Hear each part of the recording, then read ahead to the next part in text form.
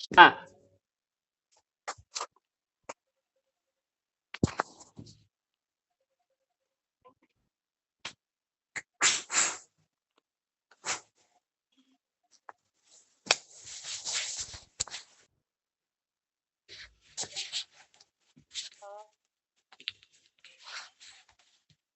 இந்தா இதா ஐயா என்னையா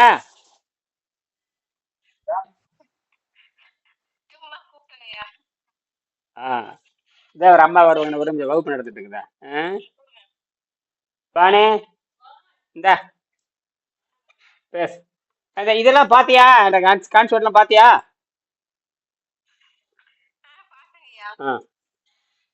ஆ வணக்கம் ஒரு நிமிஷங்க சரிங்க. ஆ, எங்க காலையில ஒருத்தருமே காணுமே வேலையா இல்ல இது நோன்பா ஆமாங்க. இல்லையா, நான் அப்புறம் கூப்பிட்டேங்க. நான் உங்களுக்கு ஒரு 9:30 10 மணி இருக்குங்கய்யா. ஆ உங்களுக்கு சரி கூப்பிட்டேங்க நானு. சரி எல்லாரும் அம்மா 9:53 கூப்பிட்டேங்கய்யா. இப்ப நீ எங்க போனேன் அப்புறம் வந்து இந்த இது இது எடுத்துட்டு இருந்தேன் அப்புறம் அறிவியல் குறிப்புகள் எடுத்துட்டு இருந்தேன் அது இப்ப ஆங்கிலத்துல போட்டுட்டு இருக்கிறேன் ஆங்கிலத்துல பாத்தீங்களா இல்லையா ஆமாங்கய்யா, ஆமா வந்துச்சுங்க. பார்த்தேன். ஆனா புரியல எனக்கு ஆங்கிலத்துல சொல்றது. அது அது 8:30 மணிக்கு இனிமேல் போகுங்க. ஆங்கிலத்துல தான் வரும் இந்த 7,000 வீடு அந்த வெளிநாட்டுக்காரனு போயாகணும் இன்னும் இந்திய தமிழ்நாட்டுக்காரன் சொன்னதெல்லாம் போதும் என்னது பூரணி ஆங்கிலத்துல தான் குவாண்டம் வரும் மைண்ட் ஸ்பீடு ஃபோர்ஸ் லெம்மர்னு ஒன்று வந்துருக்குங்க.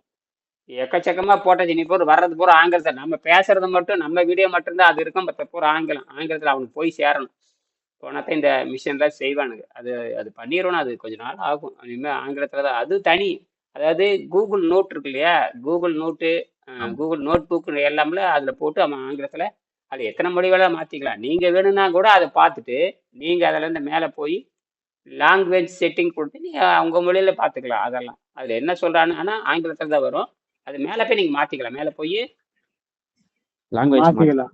ஆமா அது நீங்க மாத்திக்கங்க சரிங்க. சரி சரி. ஆமா அது எல்லாமே நீ தெரிஞ்சிருக்கணும் எல்லாமே தெரிஞ்சிருக்கணும். இல்லைன்னா ஒன்றும் பண்ண முடியாது இந்த கூட ஒரு இந்த அம்மாட்ட பேசியிருக்கேன் பாருங்க ஒரு ஹோமியோபதி டாக்டர்கிட்ட பேசியிருக்கேன் அது போட்டனே தமிழ்ல நம்ம பேசுறதெல்லாம் நம்ம பேசுறது தமிழ் தான் நம்ம கொடுக்கறது வந்து எவ்வளவு எந்த 100 மொழியில மொழிபெயர்த்தாரா 100 200 மொழியில என்ன படம் எப்படி போடுறான் பாருங்க பாருங்க எப்படின்னு ஆமாங்க. இதெல்லாம் அவனுக்கு தெரிஞ்சதுன்னா அவன் இறங்கி வந்துருவான் இதெல்லாம் அது அவங்க போறவனும் அதுக்கு தான் முயற்சி பண்றேன் இனி வந்து இந்த பேசுறது கூட அது தனியா ஒண்ணு இருக்கு பேசுறது மட்டும் அது நிறைய பாக்குறாங்க அது வீடியோட அது பாக்குறாங்க நிறைய பேர் சொல்லுங்க எப்படி என்ன பண்றீங்க இப்ப அதைத்தான் பண்ணிட்டு இருக்கோங்க. இருக்கேன் எப்பொருள் யார் யாரை கேட்கணும் அப்பொருள் மெய்ப்பொருள் காண்பது அறிவு எப்பொருள் எத்தன்மை ஆயினும் அப்பொருள் மெய்ப்பொருள் காண்பது அறிவு இன்னைக்கு அந்த சிறப்பு செய்திக்காக நம்ம அது பேசலாம்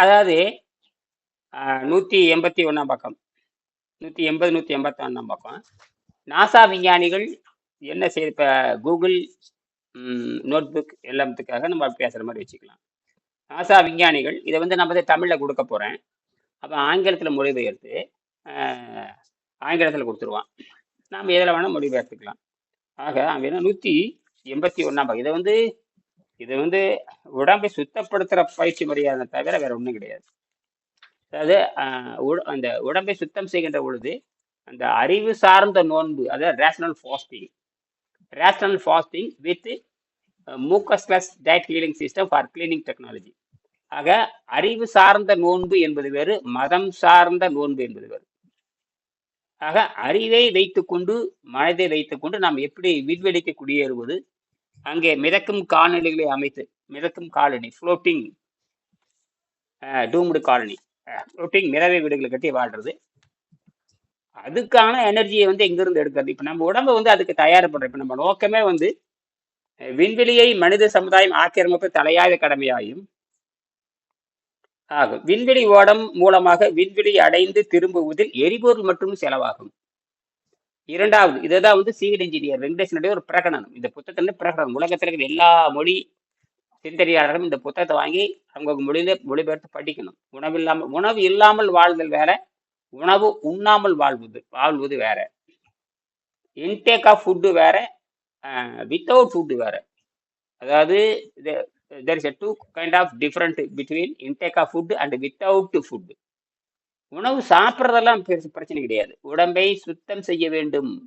அப்ப வித்தவுட் ஃபுட்டு, உணவு இல்லாமல் இருக்கிறப்ப உடம்பு எனர்ஜி எங்கிருந்து எடுத்துக்கிறது? இது பல கோடியான ப்ராசஸ் நடந்துட்டு இருக்குது. அதைத்தான் இங்க வந்து இந்த மனித குலம் அழியக்கூடாது என்பதற்கு தான் இயற்கை என்பது நமக்கு அறிவை கொடுத்திருக்கிறது. மனித குலம் அழியக்கூடாது என்பதற்காக தான் இயற்கை இந்த வித்தை கொடுத்திருக்கிறது.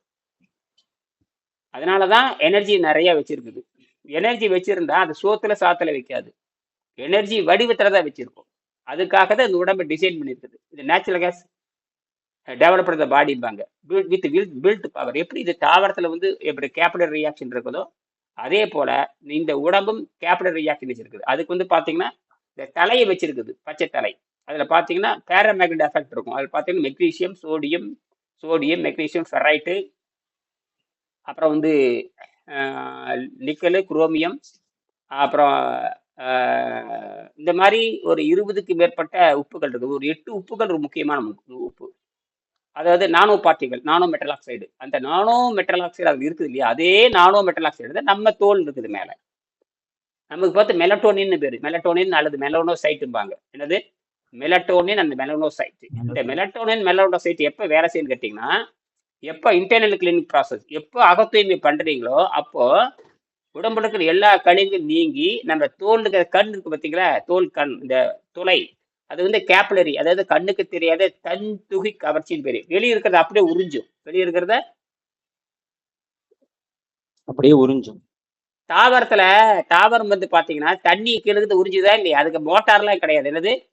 நேச்சுரல் மோட்டார் கிடையாது, அங்கே பம்ப் எல்லாம் கிடையாது, பிஎல்சி மோட்டார் கிடையாது. இது எப்படி தண்ணி மேலே போகுதுன்னு கேட்டிங்கன்னா, கண்ணுக்கு தெரியாத தன் துகி கவர்ச்சி. பள்ளிக்கூடத்தில் அப்படிதான் சொல்லுவாங்க, தன் துகி கவர்ச்சி. கவர்ச்சினா இழுத்தல்னு பேரு.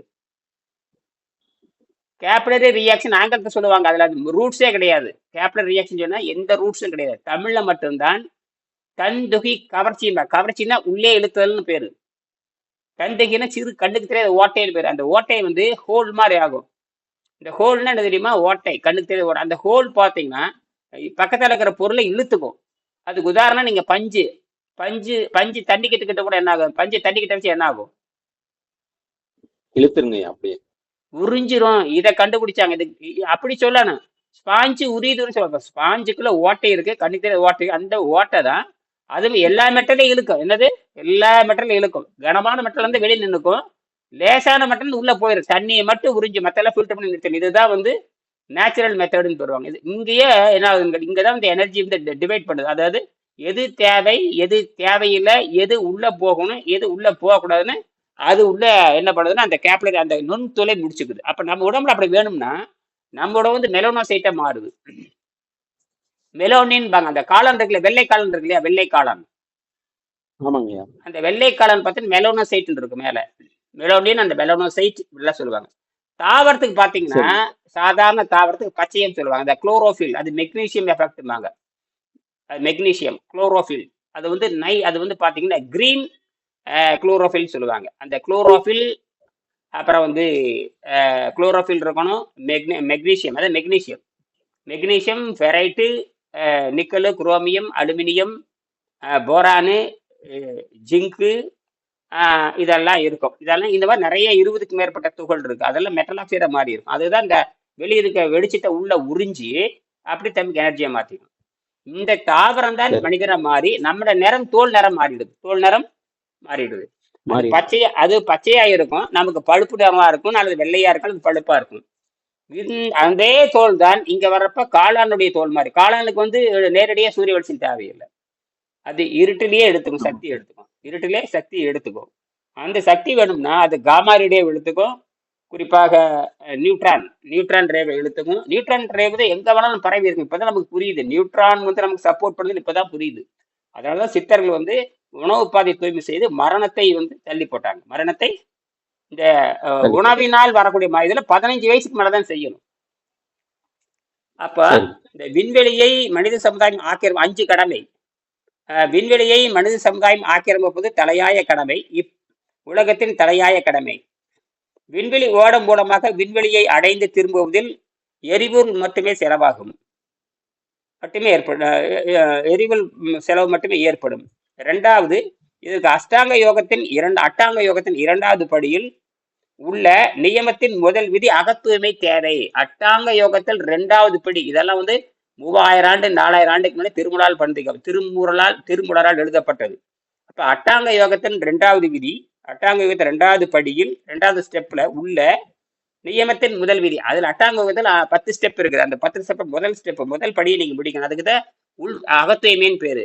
அந்த அகத்தூய்மை எப்படி செய்வது, எப்படி கிளீன் பண்ணுங்க கேட்டீங்கன்னா, அகத்தூய்மை வந்து உணவு கட்டுப்பாட்டின் மூலமாகவும் அல்லது நீருணவு மூலமாகவும் காற்று உணவு மூலமாகவும் அடைந்து விண்வெளியின் பிராண சக்தியில், மூச்சு பயிற்சி அல்ல, விண்வெளியோட பிராணசக்தி, விண்வெளி இருக்கிற அந்த எனர்ஜி, அந்த சக்தி தான் கீழே வந்து மூச்சு பயிற்சியாக சுவாசமாக மாறி மாறி உள்ள போகுது.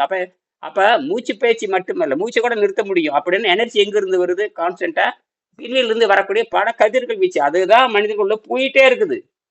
இதை புரிஞ்சுக்கிட்டாங்க இவங்க யாரும், சித்தர்களை புரிஞ்சுக்கிட்டு அவங்க வந்து தனிமையில் இருந்தாங்க. அப்ப அவங்க பிளாக் ஹோலை பத்தி சொன்னாங்களாங்க, வேறு விஷயம். இப்போ இந்த உடம்பு எப்படி இயங்குதுன்னா, எப்படி சித்தர்கள் போய் எல்லா குடும்ப கடமையில முடிச்சுட்டு குகைக்கிழமை போய் உட்காந்துருக்காங்கன்னா, குகையில வந்து ரூம் டெம்பரேச்சர் பாத்தீங்கன்னா ஒரு 10 டிகிரி 4 டிகிரி 5 டிகிரி, அது 10 டிகிரி தான் இருக்கும்.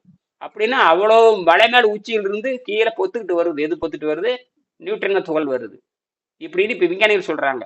அவ்வளோ ஒரு மலைக்கு அடியில குகையை வெட்டி கீழே போய் லட்சக்கணக்கான டன்னு சுத்தமான டிஸ்டில் வாட்டர் ஊத்திட்டு அங்கிருந்து நியூட்ரனை தேடுறாங்க. ஏன்னா அங்கிருந்து பொத்துட்டு வருதுங்கிறான்.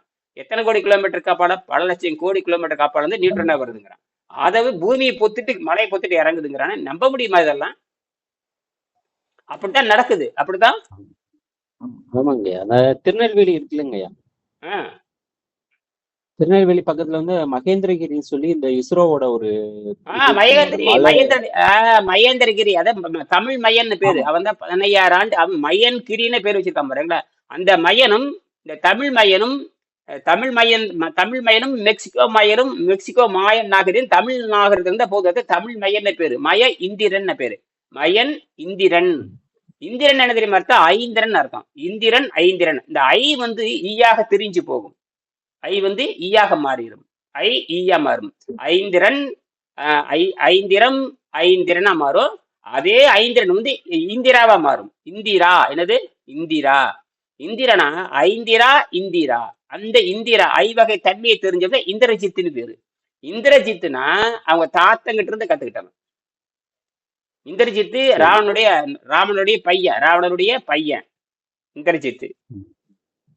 இந்திரஜித்து கொலை செய்ய முடியாது. இந்திரஜித்தை ஏன்னா ஏன் பசி தாகத்தை யார் கட்டுப்படுத்தி இருக்கிறானோ, யாரு பசி தாகத்தை கட்டுப்படுத்தி சாகாக்களை கற்றவர் அவர். ஆமா, அப்படி சாகாக்களை கட்டுறோம்னா பசி தாகத்தை கட்டுப்படுத்தி அகத்தூய்மை செய்தவன் எவன் அம்பு விடுகிறான்னு அவன் அம்பில் நான் சாக வேண்டும் அப்படின்னு பியூரிஃபை பாடியை எனக்கு கொண்டு வரணுங்கிறான். இதை வந்து விஸ்வாமித்திரருக்கு தெரியும். விஸ்வாமித்திரர் வந்து ஒரு யோகி. அவர் வந்து அன்னப்பாதை சுத்தம் பண்ணி இழைச்சிருப்பாரு. அதனாலதான் அங்க காட்டில் இருக்கிற விலங்குகள், காட்டில் இருக்கிற அந்த அவர் பேர் என்ன, ஒரு பூதகி ஒருத்தர் இருப்பா, தாடகைன்னு ஒரு பூதம். அந்த பூதம் வந்து இழைத்திருக்கிறவங்களுக்கு சாப்பிடாது, கொளுத்திருக்கிறத சாப்பிடும்போது அது சொல்றாரு, இழைத்திருக்கிறவங்களுக்கு வந்து சதை இல்ல, அழுகி போன சதை இருக்காது, இந்த பூதங்களுக்குள்ள அழுகி போன சதை தான் தேவை, அதனால எங்களையதான் சாப்பிடாது, அதனால நாங்க இழைச்சிருக்கிற யோகமும் எங்க உடம்பு இழைச்சிருக்கிறதுனால எங்களை அறிவுடல் மட்டும்தான் இருக்கும், உடம்பு கொழுத்து உடல் இருக்காது, அதனால அது எங்களை சாப்பிடாது. என்ன தெரியுமா? கொழுத்து போனவன் நோயில சாவான்னு அர்த்தம். கொழுத்து போனவன் நோயில சாவான்னு மறைமுகமா சொல்லுது. அப்ப இவன் சொல்றாரு, யாரு? இந்த மாதிரி இந்திரஜித்தை நீங்க கொலை செய்ய முடியாது, நீங்க பசி தாகத்தை கட்டுப்படுத்தி நீர் பயிற்சி செய்யும்னு எழுதுறான். அதுக்கு பேரு ஜப விதானம். அந்த பாட்டு வருது, ஜப விதானத்துல வருது. ஜப விதானம் ஒரு இதுல வருது. ஜப விதானம்னு ஒரு பயிற்சி இருக்கு. அது பாத்தீங்கன்னா ராமகிருஷ்ணா மடம் தமிழ்ல தான், சமஸ்கிருதத்துல இருக்குது, ஆங்கிலத்துல இருக்குது. அந்த ஜப விதானத்துல ராம லட்சுமணனுக்கு விஸ்வாமித்திரன் இந்த நீர் பயிற்சி கொடுத்துருக்கிறான். என்னது? நீர் நீர் பயிற்சி. நீர் பயிற்சி கொடுத்து பசி தாக்கத்தை கட்டுப்படுத்தி பயிற்சி இருக்கிறான். அதனாலதான் 12 ஆண்டுகள் சொல்லுவாங்க, லட்சுமணன் வந்து 12 ஆண்டுகள் அன்னம் ஆகாரம் இருந்தான்னு. இந்திரஜித்தை கொலை செய்யறதுல இந்திரஜித்துல கொலை செய்யறதுல பெரிய முதல் முதலாளி யாரு? ராமனும் லட்சுமணும் சேர்ந்துதான் யாரை இந்திரஜித்தை கொலை செய்யறாங்க. ஏன்னா இவனும் ஆக்கத்தூய்மை பண்ணி உணவில்லாமல் வாழும் கலை பண்ணி இயற்கை சக்தியில வாழ்ற அந்த காமா கதிர் நியூட்ரன் கதிர் நாம சொல்றமே தவிர அப்ப இயற்கை ஆற்றல் அவங்க பேர் வச்சாங்க. அதாவது பிரபஞ்ச சக்தின்னு சொன்னாங்க. நாம விஞ்ஞானத்துல இங்க ஆராய்ச்சி குவாண்டம் சயின்ஸ் படிச்சவங்க இந்த பேரெல்லாம் பிரிச்சு சொல்றாங்க. இதுல வந்து நியூட்ரினோன்னு ஒண்ணு இருக்குது. அது வந்து 8வது அட்டவணையில வந்தாங்க. இப்ப 7 கதிர் தான் நம்ம சொல்றோம். 8வது கதிரான நியூட்ரனை பத்தி இது வரைக்கும் பாடத்திட்டத்துல கிடையாது. பாடத்திட்டத்துல கிடையாது. அவங்க காமாரேல இருந்து தொடங்க. இப்ப காமாரேன்னு சொல்றோம் இல்லையா, அது கூட புற்றுநோய் வந்தவனுக்கு கொஞ்சம் வாழ்க்கையை தள்ளி போட இந்த காமாரே ட்ரீட்மெண்ட் கொடுப்பாங்க, காமா ரேடியேஷன் ட்ரீட்மெண்ட் கொடுப்பாங்க. அப்ப காமாரே வைத்து புற்றுநோய்க்கு பயன்படுத்துறாங்க. எக்ஸ்ரே வச்சு உள்ள தொலைச்சிட்டு போய் உள்ள படம் எடுத்தாங்க. இந்த காமாரே வந்து மருத்துவத்துக்கு பயன்படுது. காமாரே மருத்துவத்துக்கு பயன்படுது. அப்ப மருத்துவத்துக்கு பயன்படுகின்ற பொழுது அந்த மைல்டா வருது, நேச்சுரலா மைல்டா வருது. அப்ப என்னவா வரும்? அது வந்து ஆளை கொண்டு போடும். கொஞ்சம் ஹெவியா போனா நல்லதும் சேர்த்து கெட்டு போய் எல்லாம் சேர்த்து அங்க சாகிறது உரிதான். ஆனால் அந்த தற்காலிகமே தள்ளி போடலாம். தற்காலிகமா தள்ளி போடுவோம். ஆனா துடிதுடித்துதான் சாவான். எப்படி? எவனும் தப்பிக்க முடியாது. அகத்தூய்மை கிடையாது இல்லையா? சரி, அப்படின்னா அந்த மைல்டா வர்ற காமாரேஷன் நமக்கு எனர்ஜியா மாறுது. இதைத்தான் யோகிகள் வந்து மலை குகையில பயன்படுத்துது. அது போக நியூட்ரினோ துகள் வருது. நியூட்ரினை பத்தி ஆராய்ச்சி பண்ணி ஒரே ஒரு நியூட்ரினோ பார்ட்டிகள் இருந்ததுன்னா பூமிக்கான மொத்த எனர்ஜியும் கொடுக்கலப்பா. அதுதான் நாம வந்து அந்த ஒரு சொட்டு தண்ணியில நான் இன்னைக்கு ஒரு சின்னதா ஒண்ணு போட்டிருந்தேன். அதாவது ஒரு மைக்ரோகிராம் அளவு கேட்கறப்ப சின்ன கேப் வச்சிருந்தேன். பாத்தீங்களா இல்லையா? பாத்தங்க. சின்னதா பாத்து என்ன பாத்தீங்க? அதுல அந்த இங்கிலீஷ் இதுல வந்துச்சுங்க அந்த படத்தோட. சின்னதா அது வந்து சின்னதா போட்டிருந்தேன். அது வந்து அது முதல் ஹனி கோம்ப் மெத்தேடுன்னு பேரு. ஹனி கோம்ப்னா மெத்தேடு காப்லரி ரியாக்ஷன். இந்த தண்ணி வந்து ஆவியாகிறது குறைக்கிறதுக்காக என்ன பண்ண ஐடியா. ஆவியாகிறது குறைகிறதுக்கா? ஆமா, அது வந்து ஓரளவுக்கு தடை செய்யும். இப்படி கமுத்துனா அது போகாது. அந்த என்னோட ஐடியா பண்ண நான் என்ன பண்ணா தெரியுமா? ஹனி அது தேன் நடையில வந்து 200 ஆயிரக்கணக்கான ஓட்டை இருக்கும். என்னுடைய இலக்கு வந்து 200 வோல்ட் எடுக்கிறது தான். அது வந்து 50 வோல்ட் 100 வோல்ட் எடுத்து பார்த்துட்டேன். அந்த 200 வோல்ட் எடுத்தாலுமே ஆம்பியர் வேணும் இல்லையா? ஆமாங்க. எப்படி பார்த்தாலும் அந்த 15 எத்தனை 100 வச்சு 1000 வச்சாலும் அந்த 15 மில்லி ஆம்பர் தான் வருது. அதனால இது வேற மாதிரி தொழில்நுட்பத்தை கண்டுபிடிக்கும்னு சொல்லி தான் நான் இதோட நிறுத்திட்டேன். ஆனா இதுக்கு எங்க எனர்ஜி வருதுன்னு கேட்கும் பொழுதுதான் அப்புறம் லிசாம் மைட்னரை பத்தி நான் 20 ஆண்டுகளுக்கு முன்னாடி லிசாம் மைட்னரை பத்தி நான் படிச்சிருக்கேன். அந்த புத்தகம் என்கிட்ட இருக்குது. அந்த அம்மாவுடைய வரலாறு படிச்சு பார்த்தேன். அந்த அம்மா தான் அணுகுண்டின் தாய். அதாவது மதர் ஆஃப் ஆட்டம்னு பேர். மதர் ஆஃப் ஆட்டம் பாம்புனுடைய தாய் அவங்க தான். அந்த அம்மாவுடைய வரலாறு படிச்சு பார்க்கும்போது அந்த அம்மா வஞ்சிக்கப்பட்டான்னு எனக்கு எப்போவோ நினைவு இருக்குது. 20 வருஷம் முன்னாடி படிச்சது. அந்த குறிப்பான அந்த டாக்குமெண்ட்டுக்கான இன்னும் வச்சிருக்கேன். அது இந்த மாதிரி அறிவியல் இது தினமணியில வந்து இந்த மாதிரி வந்தது. எல்லா விஞ்ஞானிகளுடைய வரலாறு வந்துச்சு. அதுல லிசாம் மைட்னர் வரலாறு வந்தது. அப்புறம் பிரான்ஸ் நாட்டு அறிவாளி அந்த மேரி கியூரி வரலாறு. மேரி கியூரி அந்த அம்மா வந்து இயற்பியல் வேதியியல் உலகத்துல 2 நோபல் பரிசு வாங்கின பெண் அந்த அம்மா. இயற்பியல் வாங்கிச்சு. அந்த அம்மாவோட மகளும் வந்து நோபல் பரிசு வாங்கிச்சு. கணவரும் நோபல் பரிசு நினைக்கிறேன். மொத்தம் அந்த குடும்பமே நோபல் பரிசு குடும்பம். அந்த குடும்பத்தினுடைய வரலாறு இன்னும் யாரும் மாற்றவே முடியாது. அப்ப பெண்களுக்கு எவ்வளவு கூறிய அறிவு இருக்குது பாருங்க. பெண்களுக்கு ஆமாங்க, கூறிய அறிவு. ஆமா, அந்த அம்மாவை ரேடியத்தை கண்டுபிடிச்சு அது மருத்துவத்துக்கு பயன்படுத்த முயற்சி பண்ணுச்சு. அதனாலதாங்க ஒரு ஃபேமிலியில வந்து ஆண்களோட பெண்கள் தான் பலமா இருப்பாங்க. ஆமா, அவங்கதான் அறிவு நுட்பம் அதிகம், திறமை அதிகம், எல்லா தன்மை பெண்களுக்கு தானே இருக்குது. அவங்க பெண்கள் நினைச்சாங்கன்னா எதையுமே மாத்திடலாம். பெண்கள் நினைச்சாங்கன்னா எதை வேணாலும் மாத்தலாம். அதுதான் திருவள்ளுவர் வந்து என்ன சொல்றாருன்னா சிங்குலாரிட்டி, அந்த ஒருமை தன்மை. நான் பெண்களை பார்த்தேன்னா ஆச்சரியப்படுறதுக்கு காரணம் சிங்குலாரிட்டி தான். இந்த ஒற்றை தன்மை. சிங்குலாரிட்டிங்கிறது யூனிவர்சலுடைய கான்செப்ட். அந்த ஒரே தன்மையோட இருப்பாங்க. அதுக்கு வந்து போட்டியே போட முடியாது. அதனால பெண்களை கண்டு எல்லாம் மடங்கிடுறானுங்களே. சொல்றாங்க விஸ்வாமித்திரன் பெண்களை கண்டு மயங்கிட்டான்னு சொல்றானே இல்லையா? ஆமா, அது எப்படியா இருக்கட்டும், அந்த மயங்கிட்டாங்கிறத அந்த பெண்ணுடைய அறிவு, அது எப்படி வேணா வச்சுக்கலாம். ஆனா பெண்களுக்கு கூறிய அந்த இயற்கையோட நேச்சர், அதை யாரும் மாற்ற முடியாது. அது அறிவு நுட்பமா பயன்படுத்த, அழகு பொருளாக பார்க்க கூடாது. அந்த அறிவை வந்து எப்படி பயன்படுத்துறதுங்கிறது. நீங்க வெறும் மூளை வச்சுட்டேன்னா, எல்லாத்துக்கும் மூளை இருக்குது, யாரு பயன்படுத்துறாங்க? யாரும் ரொம்ப பயன்படுத்துவது. ஆமா, இந்த உடம்ப சுத்தம் பண்றதுங்கிறது கோடியில் ஒருத்தர் தான் செய்ய முடியும், எல்லாரும் செய்ய முடியாது. அதனால பயந்துக்குவாங்க. இன்னைக்கு கூட ஒரு காலை ஒருத்தர் பேசினாரு. நான் சொன்னேன், நீங்க 5 வருஷம் சேரணும், நீங்க பணமெல்லாம் இருந்தா வர முடியான்ட்டு. நான் பணமெல்லாம் என்ன வயசுன்னு கேட்டேன். சரி. பணமெல்லாம் இருந்தாலும் வர முடியாது. இது காலை என்ன வயசுன்னு கேட்டேன். 67 வயசு, வராதீங்கன்ட்டேன் நான். இதுக்கு மேல என்ன சொல்லிட்டு ஆமா. பிரச்சனையே சொன்னாரு. அதெல்லாம் செய்ய முடியாது, நீங்க புத்தகத்தை வாங்கி இதை வாங்கி வீடியோ பார்த்து செஞ்சுக்குங்க அப்படின்ட்டு.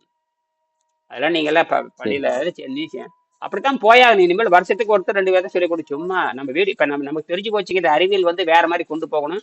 நமக்கு வந்து இந்த நியூட்ரனாவை நிரூபிச்சுட்டு, அதுக்கப்புறம் வந்து நம்ம வந்து அந்த மெட்டல் ஆக்சைடை பயன்படுத்தி நம்ம தண்ணீரை மலிவா பிரிச்சு எல்லாத்துக்கும் கொடுத்தாகணும். அதாவது 1 கேவி வந்து 1000 ரூபாய்க்கு கொடுக்கலாம். 1 கேவி 10,000 ரூபாய்க்கு கொடுக்கலாம்.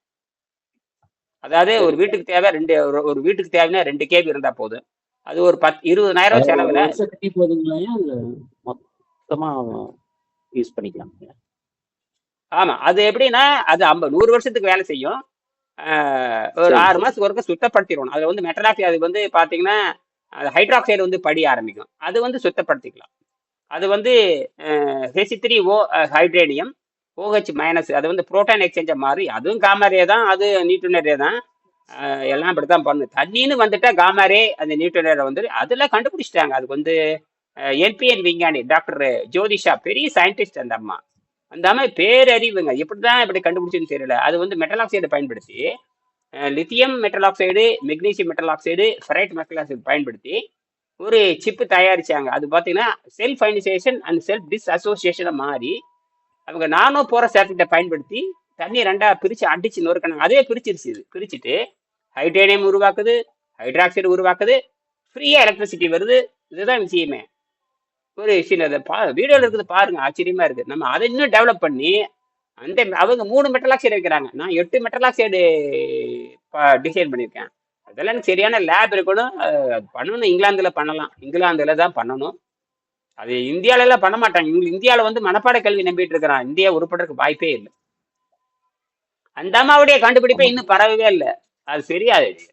சிஎஸ்ஐஆருங்கிறது சாதாரணம் இல்லை. டெல்லியில் இருக்கிற சிஎஸ்ஐஆர் என்பிஎல் அப்படிங்கிற என்பிஎல் சயின்டிஸ்ட் சாதாரண விஷயம் இல்லை. அவங்க தான் ஹெட்டு. டோட்டல் ஐஐடிக்கு ஹெட் சரி. அவங்க தான். ஆமா, அங்க இருக்கிற சயின்டிஸ்டினுடைய கண்டுபிடிப்பை இன்னும் வெளி வராம இருக்குதுன்னா, அதேதான் முயற்சி பண்றாங்க. ஆனா இருந்தாலும் அந்த வேகம் பத்தாது. எல்லா நாடுகளுக்கும் இந்த அறிவு போகணும். அறிவை வந்து ஏதோ 2 காப்பி, ஏதோ ஒரு பேர். நான் கூட 2 பேட்டர்ன் ரெஜிஸ்டர் வச்சிருக்கேன். மற்றதில் நிறைய கண்டுபிடிச்சு வச்சிருக்கேன். எல்லாம் ஸ்பேஸ் காலனி அமைக்கிறதுக்கு நிறைய கண்டுபிடிச்சு வச்சிருக்கேன். எல்லாம் நம்ம அதை வந்து பண்டைய இலக்கியங்களை நிரூபிக்க நம்ம வேலை. பண்டைய இலக்கியத்தை சொல்ற அறிவியல் நிரூபிக்கிற என்ற வேலை. அதுலயே எக்கச்சக்கமா ஆமா. வருது. அதுலதான் ஆமா, அதுல கூட போட்டிருக்கேன் பாருங்க. அதெல்லாம் வரப்போகுது. அதாவது தெர்மோடைனமிக் மெட்டல் மெக்கானிக்கல் ஒன்று இருக்குது. அதை நான் புதுசா கொண்டு வர போறேன். தெர்மோடைனமிக் மெட்டல் மெக்கானிக்ஸ் ஒன்று வருது. அதாவது தெர்மோடைனமிக்ஸ், அதாவது குவாண்டம் தெர்மோடைனமிக்ல மெட்டல் மெக்கானிக்கல் சயின்ஸ் ஒன்று இருக்குது. அதை நான் புதுசா கிரியேட் பண்றேன். கிரியேட் பண்றீங்க? கொண்டு வந்தாச்சு. 11 நிமிஷம் ஓட்டி பிஎல்டிசி மோட்டாரை வச்சு 550 கிலோவை சுத்த வைக்கலாம். சரி அவ சரி. வந்து நீங்க 500 கிலோ நீங்க தள்ளணும்னா குறைஞ்சபட்சம் ஒரு 50 கிலோ என்ஜின் டீசல் ஊற்றி தள்ளணும். எல்லாம் நாசமா போயிடும். இது அப்படி இல்லை. 2 கிலோ எடையில்ல பிஎல்டிசி மோட்டார், 750 வாட்ஸ் உள்ள பிஎல்டி மோட்டார் 550 கிலோ வந்து 25 கிலோமீட்டர் வேகத்துல அப்படியே இழுத்துட்டு போயிடும். ஒரு சின்ன 2 கிலோ மோட்டார் உள்ள வந்து பாத்தீங்கன்னா 8 போல் இருக்கும் பிஎல்டிசி மோட்டார்ல. அது பாத்தீங்கன்னா மொத்தமா ஒரு 200 கிராம் தான் அந்த நியோடைமம் மிக்சிங். அது ஒரு செராமிக். நியோடைமம் ஒரு செராமிக். போரான், அப்புறம் வந்து போரானு, அப்புறம் வந்து நியோடைமம், போரானு, ஃபெரைட், 3ம் கலந்து ஒரு வெள்ளி மாதிரி இருக்குங்க. என்னது? வெள்ளி மாதிரி இருக்கும். வெள்ளி தான். அது கிட்டத்தட்ட வெள்ளி மாதிரி இருக்கும். வந்து அது வந்து பார்த்தீங்கன்னா ரேர் எர்த் மெட்டலுங்க. அது வந்து கிடைக்கவே கிடைக்காது. அது வந்து ரொம்ப கஷ்டம். சில நாடுகளில் தான் கிடைக்குது. ஏதோ அமெரிக்காவில் எங்க சிலி நாடுகள் இந்த மாதிரி கிடைக்குது. சில ஆப்பிரிக்க நாடுகளில் கிடைக்குது. அது ரொம்ப கஷ்டம். அது பிரிச்சு எடுக்கிறது ரொம்ப அதனால சுற்றுச்சூழலுக்கு கேடு. ஆனா அதை தான் பாலிடிக்ஸ்ல அரசியல் பண்றாங்க. அதை உடைக்கணும்னா இந்த மெட்டல் ஆக்சைடை வந்து மேக்னெட்டா மாற்றலாம். எந்த மெட்டல் ஆக்சைடு நான் சொல்ற பாருங்க, சோடியம் மெக்னீசியம் ஃபெரைட்டு, நிக்கலு, அப்புறம் வந்து நிக்கலு, குரோமியம், அப்புறம் அலுமினியம், ஜிங்கு, போரானு, அப்புறம் இந்த இது 8, சரிங்க. அப்புறம் மேங்கனீஸ். இந்த 8மே நான் போது இதில் கூகுளில் போட்டு பார்த்தேன். கூகுள் ஜெமினி, கூகுள், அப்புறம் இது மைக்ரோசாஃப்ட் இருக்குல்ல, மைக்ரோசாஃப்ட் கோ பைலட்டு, அப்புறம் ஏஐ சாட் ஜிபி, இதில் போட்டு வெரிஃபிகேஷன் பண்ணி எத்தனை % கலக்கலாம்னு சொல்லி டிசைன் பண்ணி வச்சிருக்கேன். அதெல்லாம் சாதாரண விஷயம் கிடையாது. அதாவது இவங்க மெட்டல் ஆக்சைடை பயன்படுத்துறாங்க. அதே மெட்டல் ஆக்சைடை வந்து மேக்னெட்டிக் பவர் கொடுத்து காந்தமாக மாற்றிட்டு வச்சுக்கோங்க. நான் வந்து இந்த பிஎல்டிசி மோட்டாருக்கு மாற்றாக ஒரு 1200 ஸ்பீடில் ஓடும் பொழுது 200 டிகிரியில் வந்து நம்ம ஹீட் ஆகாமல் இருந்ததுன்னா நம்ம வந்து கண்டினியூஸாக வந்து நம்ம 1 ஹெச்பி மோட்டார் கொடுத்து 1 ஹெச்பி பவரை கொடுத்து நம்ம வந்து 29 கேவி டார்க்கை ப்ரொடியூஸ் பண்ணலாம். 29 கேவி டார்க் ப்ரொடியூஸ் பண்ணி அதை வந்து 5 கேவி ஜென்ரேட்டர்ல உள்ள கொடுத்துடலாம்.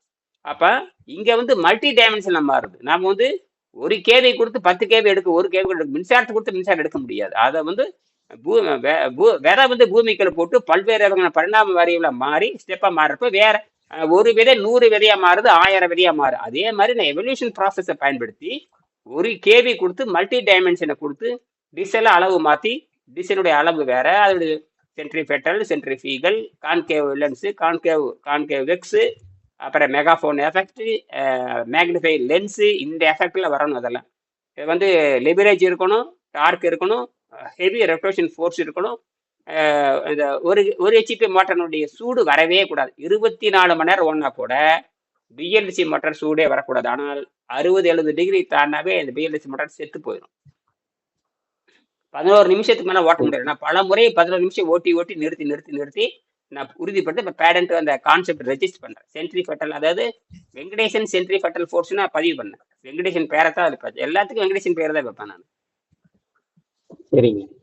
சரி, நான் முடிச்சுக்கலாம். ஆக அந்த அகத்தூய்மை என்பது 3வது ஸ்டெப். அகத்தூய்மை என்பது உணவு கட்டுப்பாட்டின் மூலமாகவும், நீருணவு மூலமாகவும், காற்றுணவு மூலமாகவும் அடைந்து விண்வெளியில் பிராணசக்தியில் மனித உடல் வாழ்ந்து பெருகும் வகையில் கல்வி முறை அமைய வேண்டும். விண்வெளியில் பிராணசக்தியில் உடல் வாழ்ந்து பழகுமாறு கல்வி முறை அமைய வேண்டும். இது நாம தான் உலகத்தில் முதல் கொண்டு வந்தாகணும். உலகத்துல எங்கேயுமே கிடையாது. இல்ல 2002க்கு முன்னாடி இருந்தது. நம்ம நாட்டில் தான் பல்கலைக்கழகம் இருந்தது. தமிழ்நாட்டுல தான். ஆமா, இங்கதான் எல்லா வெளிநாட்டுக்காரங்க வந்து கத்துட்டு போயிருக்கான். பூனை கண்ணன், ஒயிட் ஐடு பீப்புள், வெள்ளைக்கண்ணன் அர்த்தம். அவன் இங்கிருந்து எகிப்தில் அவனுடைய உடலடக்கம் இருக்கிறதாக சொல்லப்படுகிறது. யாரு? பூனைக்கண் சித்தருடைய வெள்ளைக்காரன் இங்க வந்து பாடம் கத்துட்டு போயிருக்கான். அவருடைய சமாதி வந்து எங்க இருக்குன்னு கேட்டீங்கன்னா எகிப்தில் இருக்குது. இது வந்து பாத்தீங்கன்னா ஜட்ஜி சுவாமிகள், பெரிய தமிழ்நாட்டுல எங்கேயும் நினைக்கிறேன், அவர் வந்து தலைமை நீதிபதியா இருந்தார். ஜட்ஜி சுவாமிகள்னு பேரு. அங்க புதுக்கோட்டையில இருக்குது. எங்க சித்தர்கள் அடக்கம். அதுல பூனைக்கண் சித்தர்னு ஒன்று இருக்கிறார். அவர் வந்து வெளிநாட்டுல இருந்து வந்து பாடம் கத்துட்டு அவருடைய சமாதி எகிப்தில் இருக்குது. இதெல்லாம் சாதாரண விஷயம் இல்லை. அப்ப தமிழ்நாட்டுல வந்து எல்லாம் கத்துக்கிட்டு போயிருக்காங்க. தமிழ்நாட்டுல வந்து எல்லாமே கத்துட்டு. தமிழ்நாடுங்கிறது இங்க இப்ப இருக்கிற தமிழ்நாடு கிடையாது. இமயமலையில இருந்து, ஆப்கானிஸ்தான்ல இருந்து குமரி கடல் இருக்கு பார்த்தீங்களா? குமரி கடல் மூழ்கி போன குமரி கடல் வந்து தென் குமரி கடல். அது வந்து குமரி கண்டம் வரைக்கும். அப்படி பாத்தீங்கன்னா ஆப்கானிஸ்தான் எங்க இருக்குது, குமரி கடல் எங்க இருக்கு, அதுதான் தமிழ்நாடு. எல்லாம் இமயமலைக்கு வராதவன் எவனும் கிடையாது. இமயமலைக்கு வராதவன் எவனுமே கிடையாது. எல்லாம் நடந்து வந்திருக்காங்க. நடந்து வந்திருக்காங்க. வருஷ கணக்கா நடந்து பயந்து எல்லா விலங்குகளை தாண்டி வந்தா மித்தாலம் போய் சேர்ட்டான். அப்படி பாகியான், யுவான் சுவாங், பாகியான் வந்துட்டு போயிருக்காரு, யுவான் சாங் வந்துட்டு போயிருக்காரு, போதி தர்மன் இங்கிருந்து அங்க போயிருக்கிறான். என்னென்னமோ நடந்திருக்குது. பூனை வெள்ளக்காரன் வந்துட்டு போயிருக்கிறான், எகிப்தியர் வந்திருக்கிறாங்க, எல்லாம் கடல் கடந்து வந்திருக்கானுங்க, யோகா கலையை பயின்று சாகாவரம் பெற்றவங்களா வந்திருக்கிறாங்க. இதெல்லாம் நடந்திருக்குது. இயேசுநாதர் கூட இமயமலை வந்துட்டு போயிருக்கலாம்னு ஒரு கருத்து நிலவுது. ஏன்னா 30 வருஷம் எங்க போனான்னு யாருக்கும் தெரியாது. 30 பிறந்தாரு, அதுக்கப்புறம் காணவே காணும். 30 வருஷம் எங்க போனாருன்னு தெரியாது. எங்க போனாரு? அப்ப திடீர்னு 30 வயசுல மேல வந்தாரு. 33 வயசுல ஆள் பூமியில போட்டு எரிஞ்சிட்டாங்க. 3 வருஷம் தான் இருந்ததாக சொல்லப்படுகிறது. மக்களுக்கு தெரிஞ்சது 3 வருஷம். அப்புறம் 30 ஆண்டு எங்க போன அது தெரியாது. 30 ஆண்டு அவங்க அப்ப ஏதோ யாத்திரை தான் போயிருக்காரு. யோக பயிற்சிக்கு தான். இங்கதான் உணவில்லாமல் வாழும் கேள்வி. அவரு உணவெல்லாம் இருந்து காமிச்சிருக்கல. 50 நாள் 40 உணவெல்லாம் இருந்திருக்காரு இல்லையா இயேசுநாதர்? ஆமாங்க. அதை யாரும் கடைபிடிக்கிறது இல்ல. நபிகள் நாயகம் கூட 30 நாள் உணவு அவரும் மலையில இருந்து காட்டியிருக்காரு. மலையில இருந்து காமிச்சிருக்காங்க. இயேசுநாதர் 40 நாள் இருந்து காட்டியிருக்காரு. அப்படின்னா அகத்தையுமே பண்ணிட்டு தான் அவங்க போயிருக்கிறாங்க. நபிகள் நாயகம் பேரிச்சி பழத்தை தண்ணி சாப்பிட்டு சுத்தம் பண்ணியிருப்பாரு. இவர் வந்து இவர் இயேசுநாதர் வந்து மலைகள் இருக்கிற ஏற்கனவே இங்க வந்து சுத்தம் பண்ணிட்டு போயிருப்பாரு. இமயமலைக்கு வந்து சுத்தம் பண்ணிட்டு போயிருக்கலாம். இல்லாட்டி வேற எங்க கடவுளர்கள் கிடையாது, கத்திரிக்காய் கிடையாது. இல்ல இயற்கையில இருந்து வர அறிவு தான், இயற்கையில இருந்து வர எனர்ஜி தான். அப்படித்தான் டாக்டர் அர்னால்ட் எழுதுறாரு. இயேசுநாதருக்குன்னு தனி சிறப்பு எல்லாம் இருக்காது, அவர் தெய்வத்தன்மை கிடையாது, எல்லாத்துக்கும் தெய்வத்தன்மை உண்டுன்னு அவரே சொல்றாரு. யாரு? இயேசுநாதரே சொல்றாரு. எல்லாரும் சக்தியை பெற முடியும் இயற்கையின் சட்டத்தை புரிந்து கொண்டால். இயேசுநாதரே சொல்றாரு, இயற்கை சட்டத்தை புரிந்து கொண்டால் எல்லாரும் அற்புதங்கள் செய்யறா, எல்லாரும் அற்புதங்கள் செய்ய முடியும். இயேசுநாதரே சொல்றாரு ஸ்டேட்மெண்ட். எனக்கு மட்டும் தனித்தன்மை கிடையாதாப்பா, யார் இயற்கை ரகசியத்தை புரிந்து கொள்றாங்களோ அவங்களுக்கு ரகசியம் அந்த இயற்கை ஆற்றல் வரும்ன்றாரு. இது இயேசுநாதரே சொன்னது, இயேசுநாதரே சொன்னது. அதைத்தான் இவரே எழுதுறாரு. யாரு? Doctor Arnold, German doctor. அவரு எழுதுறாரு. அவருக்கு எல்லா நோயும் வந்தது. ஆமாங்க. அவரு இறைச்சி, முட்டை, கோழி, கருவாடு, பன்னி, கிண்டி எல்லாம் தின்னவர் தான். அவருக்கு சிறுநீரகம் வேலை செய்யற, மலைக்குடல் வேலை செய்யல, கல்லீரல் வேலை செய்யல, கணையை வேலை செய்யல, ரத்தம் சிறுநீர் ரத்தமா போகுது. அவரே கேள்வி கேட்ட, இத்தனை தின்னு எனக்கு ஏன் ஆரோக்கியம் கேட்டார். எவனும் பதில் சொல்ல. அப்புறம்தான் அவர் ஐரோப்பிய நாகரிகத்தில் வச்சிருக்கிற உணவு கலாச்சாரத்தை எதிர்த்தார். முதல் ஐரோப்பிய நாகரிகத்தில் உணவு கலாச்சாரம் முதல் எதிர்த்தவரே அர்னால்ட் எஹ்ரெட் தான். 1866 1922 இந்த காலகட்டத்துல இங்க ஜெர்மன் நாட்டு மக்களுக்கு அது புத்தி வேலை செய்யற. அவர் அங்க ஜெர்மன்ல இருந்து எங்க அமெரிக்கா போய் செட்டில் ஆயிட்டாரு. அங்க போய் எல்லாத்துக்கும் பாடம் நடத்தினாரு. அங்க அவருக்கு நிறைய ஃபாலோயர் வந்தாங்க. ஆக இது வந்து பழைய ஞானம்.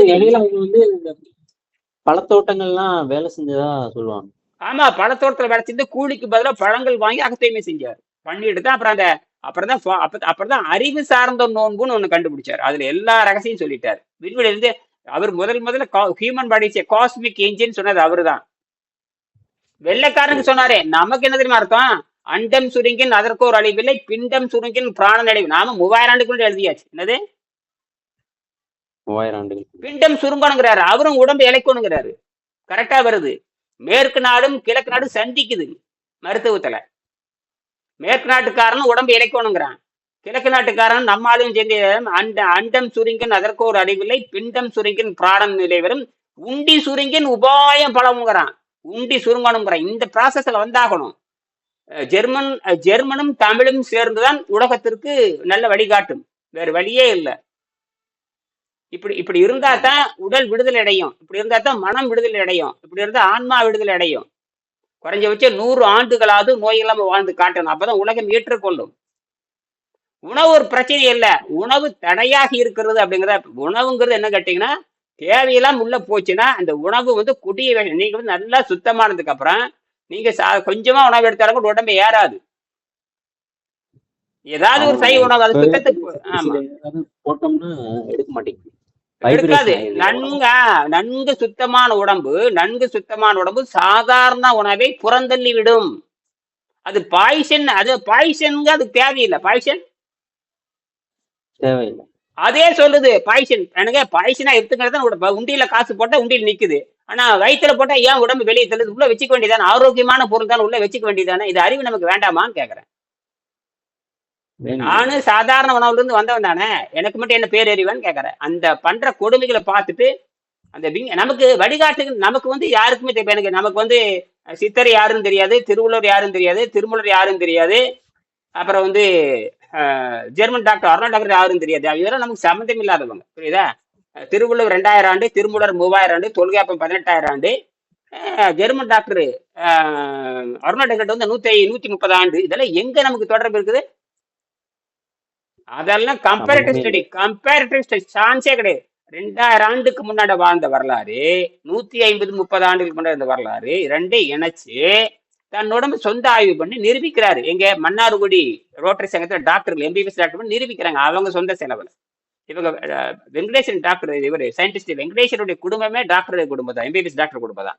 தம்பி வந்து சத்தியமூர்த்தி எம்பிபிஎஸ் டாக்டர், தம்பி பொண்டாட்டி பொம்மி சத்தியமூர்த்தி எம்பிபிஎஸ் டாக்டர். இவங்க எல்லாம் உதவி செஞ்சாங்க. அதுக்கப்புறம் மன்னார்குடி ரோட்டர் சங்கத்துல இருக்கிற பழைய டாக்டருக்கு வந்து இவர் சயின்டிஸ்ட் சொல்றது. எனக்கு அந்த காலத்துல பிஇ படிக்கணும் சாதாரணமான்னு கேட்கறேன்.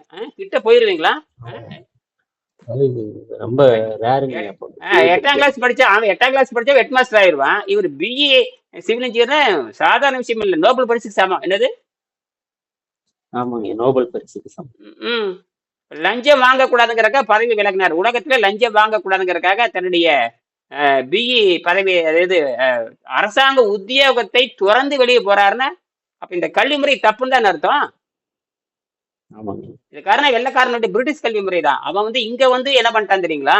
இங்க வந்து சிலபஸ் எக்ஸாமினேஷன் கொடுத்து போட்டு நாசமா போறதுக்கு அவன் நாட்டுல ப்ராஜெக்ட் அச்சீவ்மெண்ட். அதனாலதான் நான் வந்து என் பொண்ணை வந்து அங்க அனுப்பிச்சேன். சரி இங்க இருந்தா முடியாதுன்னு சொல்லிட்டு தான் இந்த அஸ்ட்ரோபிசிக்ஸ் படிக்கிறான்னு சொல்லி படிக்க ஆசைப்பட்டாங்க. அங்க நீ அங்க போன்னு சொல்லி இப்ப அங்க சிலபஸ் அண்ட் எக்ஸாம் கிடையாது, அங்க இருக்குது. ஆனா ப்ராஜெக்ட் அண்ட் அச்சீவ்மெண்ட் தான். அதனாலதான் அவன் நாடு பல வகையில் ஆராய்ச்சியில் முன்னேறிக்குது. இங்க இங்க டெவலப்பர் தான், இஸ்ரோலையும் டெவலப்பர் தான், அப்புறம் வந்து ஐஐடிலையும் டெவலப்பர் தான், டிஆர்டிவிலையும் டெவலப். யாரு இன்வென்டரே கிடையாது. யாரு இன்வென்டர் கிடையாது.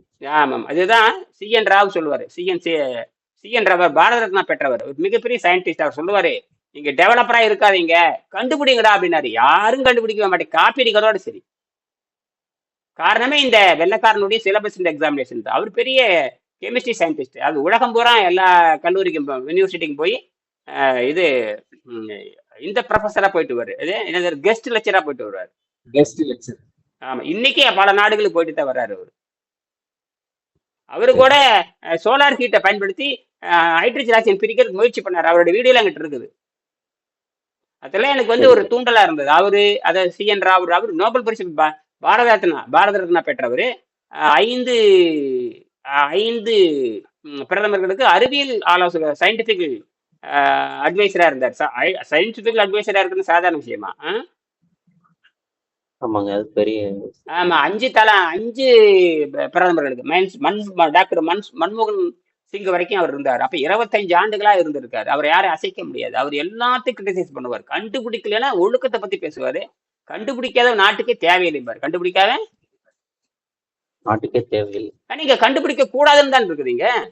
நீ வந்து சிலபஸ் முடிஞ்சு போச்சு, சிலபஸ் முடிச்சுட்டு மார்க் வாங்கிட்டு நீ அறிவாளி. இதைத்தான் பட்டதாரின்னு சொல்லிட்டு ஏமாத்திட்டு தெரியுறாங்க. இந்த வெள்ளக்காரனோட சதி திட்டமே யாருக்கும் புரியல. தமிழ்நாட்டில் இருக்கிற இந்த கட்சிக்காரனுக்கு எவனுக்கும் புரியல. பட்டதாரின்னா எத்தனை பட்டதாரி? பல லட்சம் கோடி பட்டதாரி இருக்கிறாங்க. அதனாலதான் அவர் பேரு எலன் மாஸ்க் வந்து பட்டதாரியே தேவையில்லைங்கிறான். அது எதுக்கிட்ட பட்டம் வச்சுட்டு என்னடா பண்ண போறீங்க? கண்டுபிடிப்பாளர்கள் வேணும், வந்தீங்கன்னா நான் வந்து விண்வெளிக்கு கூட்டிட்டு போறேங்கிறான். அப்ப இது வேற என்ன சொல்ல முடியும்? நீங்களும் பட்டதாரி தான், என்ன கிடைச்சது? பட்டத்தை வச்சுதான் நீங்க சம்பளம் வாங்கிட்டு இருக்கிறீங்க, வேலை செய்யறீங்களா? அப்படின்னா வருஷத்துக்கு 15 லட்சம் பேர் பட்டதாரி வர்றீங்க. பட்டதாரி யாரை சொல்லி ஏமாத்துறீங்க? வெள்ளக்காரங்க ஆப்பிடிச்சது. அதுக்காரங்க செய்முறை கல்வி ஒழிச்சிட்டாங்க அவங்க. அது இங்க இருக்க மதவாதிகள் வந்து மதவாதிகளே செய்முறை கல்வி ஒழிச்சானுங்க. பட்டதுக்கு அரசியல்வாதம் செய்யுது, வெள்ளக்கார அரசியல்வாதம் சேர்ந்து மதவாதிகள் எதிராக மக்களை மதிக்கவே இல்லை. இந்தியாவில் மக்களை மதிக்கவே இல்லை. மதமும் மதிக்கல, வெள்ளக்காரனும் மதிக்கல. ஆனா தமிழர்கள் தனிப்பெரும் நாகரிகம், கீழடி நாகரிகம், புறநே நாகரிகம். டேங்க அப்பா, இவன் 2000 இவன் சோம்பேறியா இருந்துட்டாங்க. பல்வேறு தவறான வழக்கத்தில் போய் சோம்பேறியா இருந்துட்டேன். இனி நம்ம முடிச்சுக்கிட்டோம். அதுக்கு கடைசியா இருக்கிறது ஒன்னே ஒண்ணு, இந்த உணவில்லாமல் வாழும் கலை, அப்புறம் இந்த ஈர்ப்பு விசையை எதிர்த்து நம்ம கண்டுபிடிக்கிறது, விண்வெளியில குடியேறுவது, கோள்களுக்கு போறதை விட மிதவை வீடு. வெங்கடேசன் அப்பதான் சொல்றாரு, நம்ம வந்து மிதவை வீடு கட்டி வாழணும். அதான் பிளானெட்லாம் நம்ப முடியாது, எல்லா பிளானெட்டுக்கும் நிலநடுக்கம் போக வரத்தான் செய்யும். சரியா? சந்திக்கலாம் ஐயா. ஆனா இரவு பேசலாமா? நன்றி. சரிங்க, நன்றி.